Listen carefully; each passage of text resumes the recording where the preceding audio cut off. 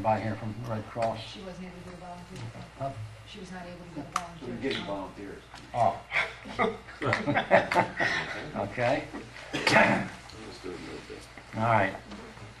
Proclamation, whereas the Mayor and Commissioners of the Town of Elkton recognize that the strength of volunteerism enables the Red Cross to respond to a varied spectrum of events from large-scale disasters such as hurricanes and devastating earthquakes to a series of local snowstorms. How about that? And whereas in every response, volunteers are 97% of the workforce of the Red Cross. Without the volunteer support, the mission of the Red Cross would not be fulfilled. And whereas the Red Cross continues to provide support and comfort to our military families by connecting loved ones separated by the war and conflict. And whereas March has been celebrated as the Red Cross Month since 1943, when President Franklin D. Roosevelt called the wartime fundraising campaign the greatest single crusade of mercy in all of history. And whereas we celebrate American Red Cross Month, we encourage all citizens to commit themselves to strengthening their own communities through volunteer service with the Red Cross. Like a mirror on America, the Red Cross shows us the best possible reflection of ourselves.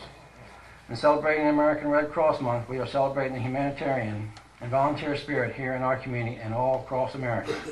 Therefore, I, Joseph Elkton, by virtue of the authority vested in me as Mayor of the Town of Elkton, and on behalf of the Board of Commissioners and the citizens of our community, do hereby proclaim the month of March 2010 as Red Cross Month. And the Town of Elkton encourage all of Elkton citizens to support this organization's noble humanitarian mission. The witness thereof I have unto set my hand and seal the 17th day of March 2010. Joseph Elkton, Mayor. So I have a motion to accept the proclamation. So moved. Second? Second. Any discussion? All those in favor? Aye. Motion carried.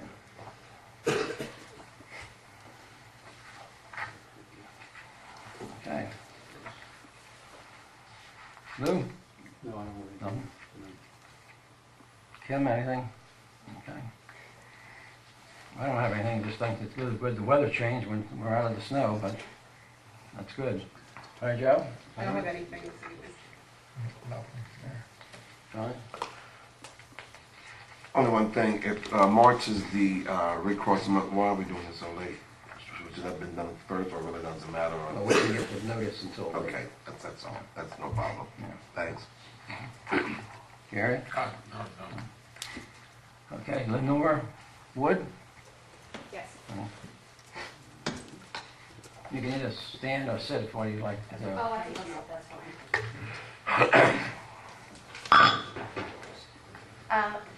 My name is Lenore Wood, and I'm here on behalf of my parents, Horace and Lenore Kimball, who are actually property owners here in Elkton.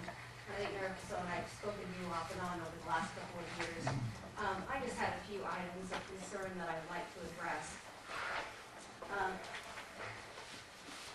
The first is probably not a major thing, but as a town individual who has to kind of manage a property, I've had some concern as I get a notice every summer about cutting grass. And in the past, I've had issues, although my understanding is Mr. Hicks is no longer employed, but it had appeared to me that as I try to be compliant with the town, and as I've hired people in order to cut grass and had emails to try to abide by what the town has asked, that I always seem to have the town come in and cut the grass a week before I get there. And that happened quite a few times.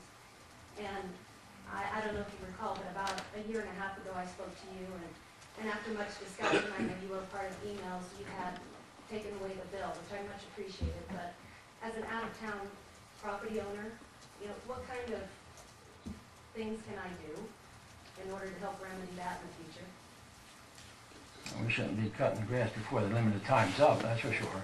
Do you manage your property here in town, or do you have someone local do it? Well, I have someone local do it, so I know if you're looking at it, I actually had, you know, emails for times when someone was coming up and then they showed up the day before. I And would that happened suggest, multiple times within the summer. I would suggest you getting the letters saying you have X amount of days so you can get to your property manager, just a suggestion, because sometimes it just is the communication where there's a barrier there. So if you receive the letter rather than the property manager, the property owner. I received a letter, and typically, you know, I'm within email correspondence with the town.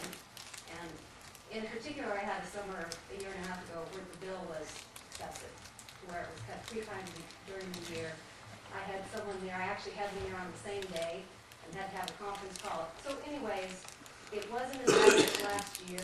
It's a concern as I try to be compliant with the town, to really do everything on my part to do that and to kind of run into barriers. Well, when you received the letter, didn't it indicate that you had X amount of days or a deadline date in order to get this Yeah, done? and that's why I responded with emails with specific dates. And I they had still, the person- and they still proceeded to do it before you Yeah. attempted to do it. Yeah. So the town was, And that's why ultimately I had a discussion with you, Mayor, on the phone, and I think you and I came to terms with that. And, but I would just like to have it voiced as a frustration for those of us that are really trying to comply with what you'd like to have done. so the town was preempting your letter then? The mayor was familiar with my emails, they had record of my emails, he was aware that I had someone there in order to do what was requested. And Prior to the deadline? yeah, Okay, so